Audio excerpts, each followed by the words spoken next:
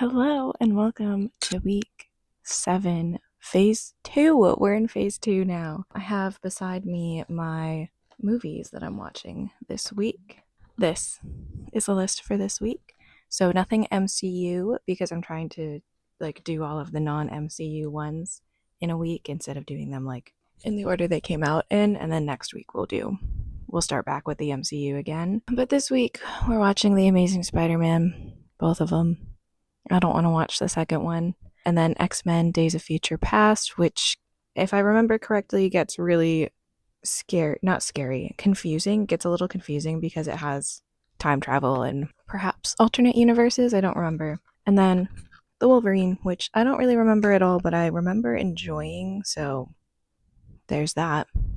Anyway, today we are watching The Amazing Spider-Man. I do I think, prefer Andrew Garfield's Spider-Man to Tobey Maguire's Spider-Man. Yeah, also these have Emma Stone in them. And I've been obsessed with her for a very, very long time. Anyway, I'm going to be drinking my coffee while we watch this. So let's watch.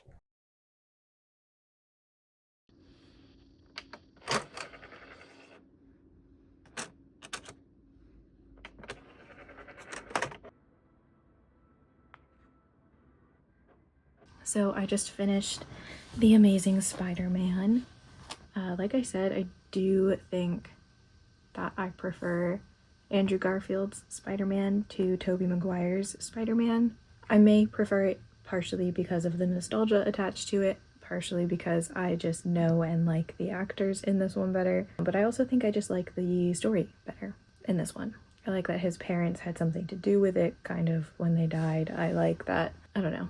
I think it's funny that he's like a skater boy. So I'm probably gonna give this like a 3.5. 3.5 stars sounds good. I enjoyed it. I almost cried a little bit. Captain Stacy dying is sad, especially knowing what happens in the next movie. I feel bad for Mrs. Stacy and the two little boys in the family. I totally forgot that there was an end credit scene, or like a mid credit scene in this one, with Dr. Connor in his jail cell talking to someone who's possibly a figment of his imagination. I can't really tell because I don't remember the plot of the second one, but kind of guessing it's Osborn, the guy who runs Oscorp. I'm guessing it's him.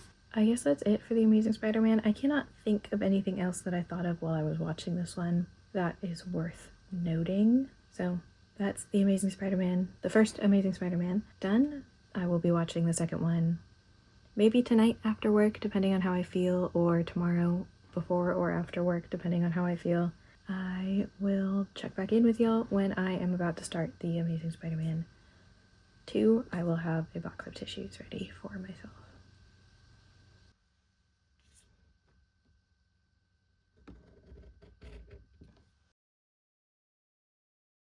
Hello. It is time to watch The Amazing Spider-Man 2. It's Tuesday evening. Tuesday night. It's Tuesday night. It's like 10 p.m. I just got home from work. I'm about to have my dinner. I work a late shift now. I think I said that already, but just for context in case I didn't. Anyway, unnecessary context aside, it is time to watch The Amazing Spider-Man 2. I'm very nervous about this one because I know I'm going to get emotional. I know it happens though, so maybe I won't get too emotional. We're going to watch The Amazing Spider-Man 2. I don't remember much about this movie except Gwen Stacy dies, and it kind of ruins Peter because considering the way it happens. So let's watch the movie.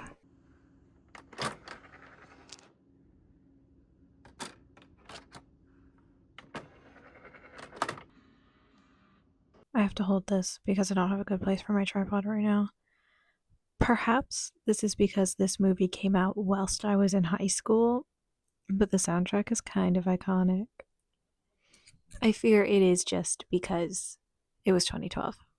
So I don't remember what the song is called, but the I would do it for you, for you. That song was playing. And then like an electronic, I don't know if it's technically EDM. And I don't know what song it was playing while he was doing some experimenting. And it just I don't know. I felt like 2012 again. It made me nostalgic. This is gonna have multiple villains, I'm realizing. I forgot that Jamie Foxx was in this, even though I knew Jamie Foxx was in this, because despite I don't remember anything about this movie, but Jamie Foxx is in Spider-Man No Way Home, the one that, Tobey Maguire and Andrew Garfield are also in. Spoilers. He's a villain, one of them, because Harry Osborn, I'm going to assume, turns into new Goblin, even though there hasn't been, as far as I know, a Goblin in the Amazing Spider-Man thus far. So the fight at the power plant is cool. Like, it looks cool. Max, the electric guy, I don't know what his name is, because I think Spider-Man just keeps calling him Sparkles. So I don't know what his actual villain name is. Anyway, he started playing a song. I cannot tell you which song it was. For some reason, the name is escaping me, but it reminded me of the Sorcerer's Apprentice movie that I googled. It came out in 2010, so it came out 2 years before this movie. And in that movie, the thing is the main character, the guy whose name the Sorcerer's Apprentice, him, is trying to impress this girl whose name I also forget, but she is a radio DJ. So he takes her to his lab that his college lets him use. It's like an old underground space, and he has mini Tesla coils, and he plays Secrets by One Republic on that. That's it. That reminded me of The Sorcerer's Apprentice, which is a movie that is just it lives in my brain and it'll never go away. I was looking at places to go and things to do in New York City a couple weeks ago, because I don't live that far from New York and I would like to just travel more. So I was looking up where to go in New York City, and I saw a statue. It's like a bowl, I think, and it's been in other movies. I'm sure it's in one of the most popular cities to make American movies in, but it was in The Sorcerer's Apprentice, and that's all I could think about. So yeah, that's my little rant. I'm gonna go finish the movie now. Okay, I finished The Amazing Spider-Man 2. I cried. Told you I would. And I did. Only a little, but I did. Even though I knew it was coming, knew what was gonna happen, and I knew that it wasn't gonna be in the fight with Jamie Foxx's character. I knew it was gonna be because of Harry. They also totally set it up to have more movies, and then they never made more movies, even though when I Google The Amazing Spider-Man 3 does come up, but it's not a real movie. Despite hating that she dies, I will probably give this 3 stars, maybe 3.5. I haven't decided yet. I also still have to move The Amazing Spider-Man on the list. I didn't rate it or add it yesterday after I watched it, which was stupid on my part. So here's me hoping that I did a little outro for it, because I don't remember if I did or not. Also, so I finished the movie, right? And I've been watching these on DVD because it's more fun. Blu-ray, technically, this time. I was sitting here and I opened TikTok right after I watched this. I needed a moment to decompress from the emotions at the end of that movie. So I'm sitting there on TikTok, and the credits song is playing in the background. And at some point I look up, I tune into it, and I think, is that? No. Is that the Arctic Monkeys? Or the Neighborhood? And now I've never been able to tell them apart, but I was right. I double checked. It was the Neighborhood. There were other songs that I recognized as well. The one that I started singing earlier was by Philip Phillips, who was on American Idol. I remember watching his season of American Idol, actually. Yeah, good movie. I think I like the first one better. I know I like the first one better, actually. I don't know, the Harry part of all of it seemed kind of like, why is he there? But they did set it up in the first movie that Harry's dad was dying, Mr. Osborn was dying, and so he died, and that's why Harry came back. But they never made another movie, so his story setup, his villain setup, kind of just pointless. Except that Gwen died. A little disappointing that there's not another movie, I guess. Yeah, that's it. So I think we're halfway through week 7 now. I can't believe, actually, that it's only week 7, to be honest. That's it. Thanks for joining me on this emotional roller coaster that was The Amazing Spider-Man. I'll see you when it's time to watch X-Men Days of Future Past, I believe, is the next movie. It's either that or The Wolverine. Those are the next 2 movies. So I'll see you then.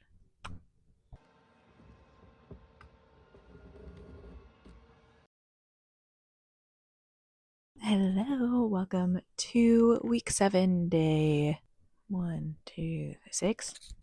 I think it's Friday. It's Friday before work. I'm gonna try to watch The Wolverine while I eat my lunch and do my hair and makeup and stuff for work later today. It is a 2-hour movie and I have to leave at 4 and it's currently 2. And I have a little bit before I can start it, so we'll see if I finish it before I leave. I might not finish it before I leave, and that's okay. That's okay. That's my fault for taking so long and doing other things before I started it. But I don't actually have anything else to say, so let's watch The Wolverine.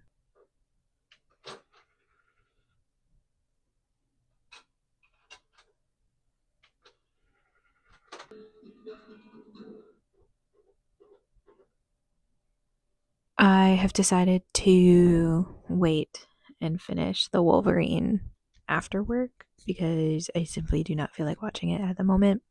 Do I have any thoughts on it so far? Not really.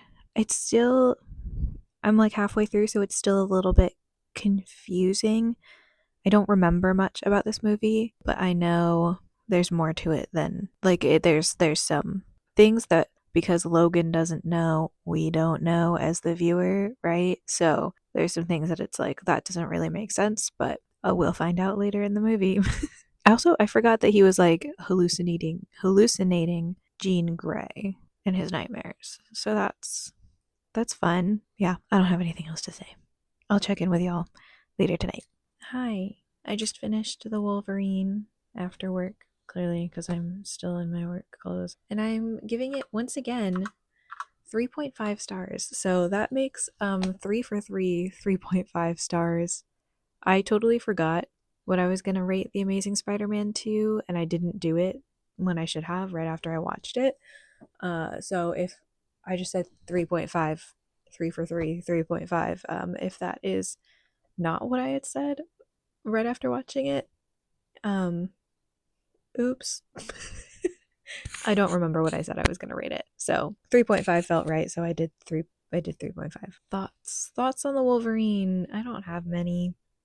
It's like a good movie. It's a little confusing at times. I think it kind of loses itself in the middle there for a while. And it's one of those movies that I'm not sure like what the goal was when they were making it, as far as what kind of movie they wanted it to be, what tone they wanted. However, I enjoyed the movie. I think I complained about there being so many Wolverine movies when I started watching the X-Men movies for this, and I maintain that there's too many of them. However, I also think that I enjoyed this one. But I don't enjoy I didn't enjoy X-Men Origins Wolverine. It's not a movie I love. And I don't know if I've ever actually watched Logan, so I don't know if I'll enjoy that one. So that's that for the Wolverine. I rated it 3 stars on Letterboxd. I have to go in and add it to the movie rankings. 3.5 stars. Sorry, I have to go in and add it to the movie list. I think my favorite part of this movie is the female leads in it, both of them. Not the villain, the female villain. She kind of doesn't make a ton of sense to me. She was kind of one of the more confusing parts. Her powers are weird. They're just weird to me. And who did she work for? What was her end goal? Or was she the only one who knew that the old guy, I don't remember anybody's names, the old guy was not actually dead?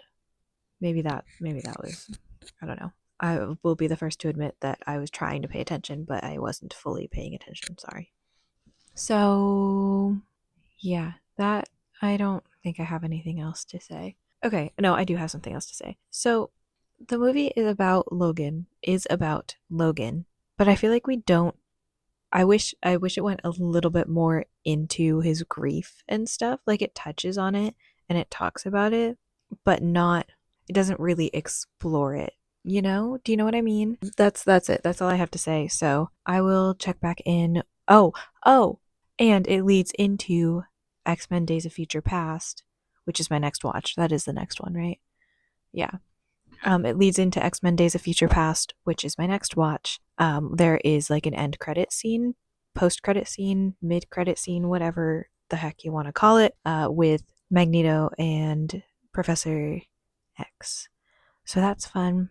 One of the Letterboxd reviews that I read said something about that scene and said, the husbands are back. I'm going to sign off now. I'll see y'all when I watch the next movie. The last movie of the week, too.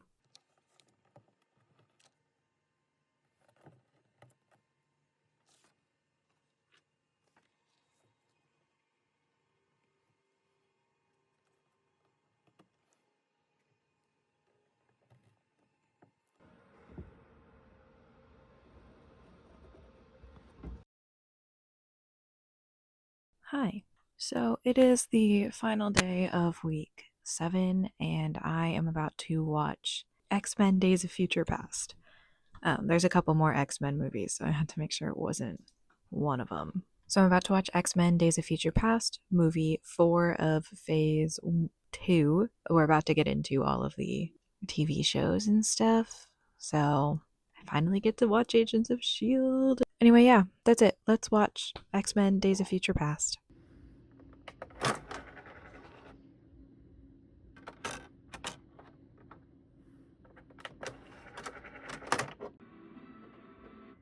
Watching this immediate I'm 10 minutes in. Immediately I was like, isn't that the kid from Descendants? Boo Boo Stewart. It is, in fact, the kid from Descendants. I always recognize people from weird things, I feel like.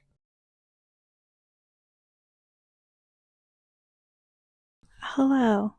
So we're officially done with week 7. I just finished X-Men Days of Future Past. I forgot how good the movie is. It was a 2-hour movie, but I was actually like paying attention to it for once. Yeah, no, I totally forgot how good the movie is. I'm probably gonna give it 4, maybe 4.5 stars. Let's see, highlights of the movie include James McAvoy's performance. Made me cry a little bit at one point when he's talking to his older self, when he's talking to, him, but Patrick Stewart. The X-Men movies are always heavily steeped with allegories to real life things because that's how the comics were. They are probably the most applicable allegories because it's a group of marginalized people, so you could take them to represent a variety of different marginalized groups in real life. On top of that, in this one, we have Charles struggling with his addiction, essentially, to the medicine. Not really, I don't know that I would call it medicine, but to the serum that gives him use of his legs again. And I thought that was really powerful as well. Watching the X-Men movies as an adult is just very different from watching them as a kid because you understand a lot more. You can think critically about the themes in it. But anyway, you don't need to hear me interpret the themes because I also think that it's great that everybody can interpret them a little bit differently. And also, like, it's been done to death. This movie is 10 years old. It's absolutely, there's videos out there explaining every little thing. The scene, I wish Quicksilver was in this more, first of all. Kind of forgot that he's only in a little bit of it, but I love Evan Peters as Quicksilver. I have thought about Evan Peters as Quicksilver often since this movie came out, especially that scene in the kitchen, the Pentagon kitchen, with that song Time in a Bottle, I think is what the song is called. I had to look it up and I already forget, but I think it's Time in a Bottle. That scene is just so good. I love it so much. I can't explain why. Yeah, this movie is just this is a good time travel movie, right? Because it's not nearly as confusing and the rules are very clearly laid out without making you feel like you're stupid when they're explaining them.